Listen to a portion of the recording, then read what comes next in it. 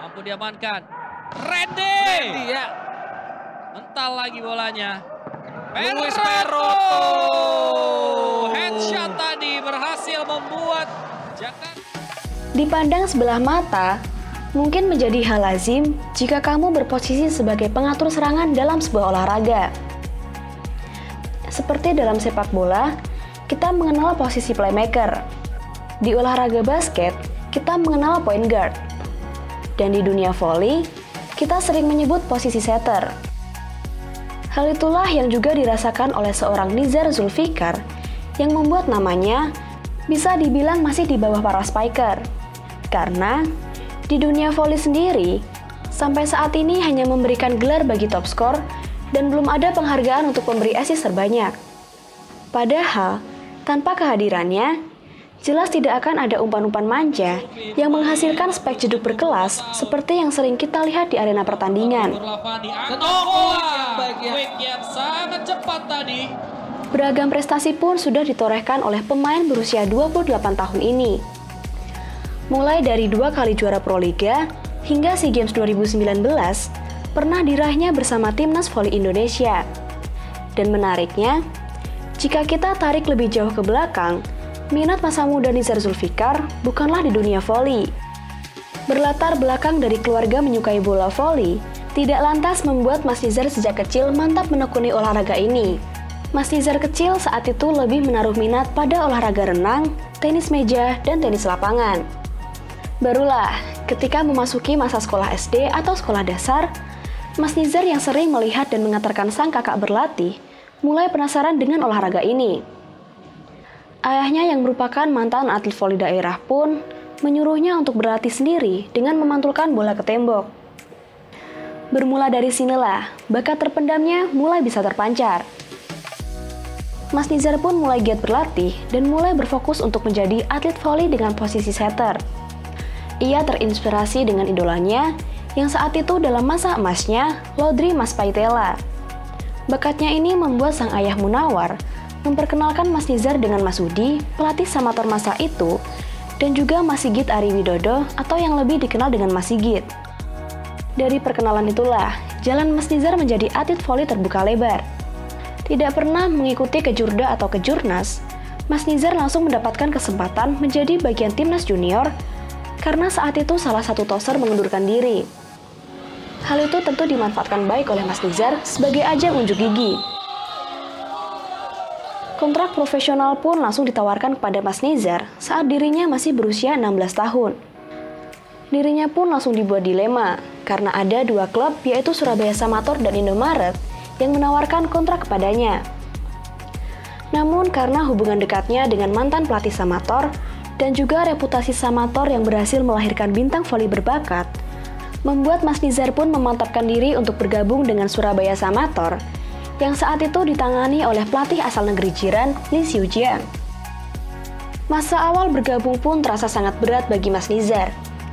Ia sempat merasa kelelahan dengan rutinitas latihan dan porsi berat yang diberikan Samator. Apalagi, saat itu Mas Nizar baru saja masuk sekolah menengah atas atau SMA. Untungnya Mas Nizar ini tetap bertahan, karena sudah banyak juga pemain yang mengeluhkan tentang hal tersebut. Salah satunya ya Iputu Turandu, yang akhirnya meninggalkan Samator untuk bergabung bersama tim BNI 46. Perjuangan Mas Nizar pun baru membuahkan hasil pada tahun 2011 saat dirinya berhasil menjuarai Pekan Olahraga Nasional dan menjadi juara Asian School Games 2012 dengan mengalahkan Thailand di partai puncak. Memasuki karir profesionalnya, perjalanan Mas Nizar tidak semulus masa sekarang. Di Samator sendiri, saat itu sudah ada pemain berposisi toser asing dan juga pemain timnas Kuba, Pedro Lopez Fernandez. Meskipun harus bergantian posisi, namun baik Mas Nizar maupun Pedro Lopez berhasil membawa Samator menjuarai Proliga 2016. Karena keberhasilannya inilah, nama Mas Nizar mulai dikenal oleh publik. Apalagi di tahun 2017, dirinya berhasil menyabet gelar setter atau toser terbaik. Meskipun saat itu Samator harus gugur di Final Four usai menduduki dasar klasemen di bawah BNI 46, Bank Sumsel, dan Jakarta Pertamina. Di tahun ini juga, sebenarnya Mas Nizar dipanggil timnas untuk mengikuti SEA Games yang dilaksanakan di Kuala Lumpur, Malaysia. Namun karena Mas Nizar saat itu sedang pendidikan polisi, maka ia absen dan memilih fokus ke pendidikan polisi. Setelah resmi menjadi bagian dari Kepolisian Nasional Indonesia, Mas Nizar tetap mendapat kesempatan kembali ke Proliga. Apalagi Samator saat itu berada di naungan Bayangkara, yang membuatnya menjadi mudah mendapat izin untuk latihan dan tanding untuk Proliga. 2 gelar beruntun pun ia raih di musim Proliga 2018-2019 bersama Surabaya Bayangkara Samator. 2019 memang tahun milik Mas Nizar. Usai menjuarai Proliga tahun 2019, Mas Nizar pun memantapkan hati untuk menikahi pujaan hati Asih Titi Pangestuti yang merupakan sesama atlet voli yang saat itu bermain bagi Jakarta Pertamina Energy. Tak lama berselang, Mas Nizar pun berkesempatan untuk menjadi bagian dari pelatnas SEA Games 2019 di Manila, Filipina. Timnas Indonesia saat itu tidak terbendung dan berhasil membawa medali emas setelah di partai puncak mengalahkan tuan rumah Filipina.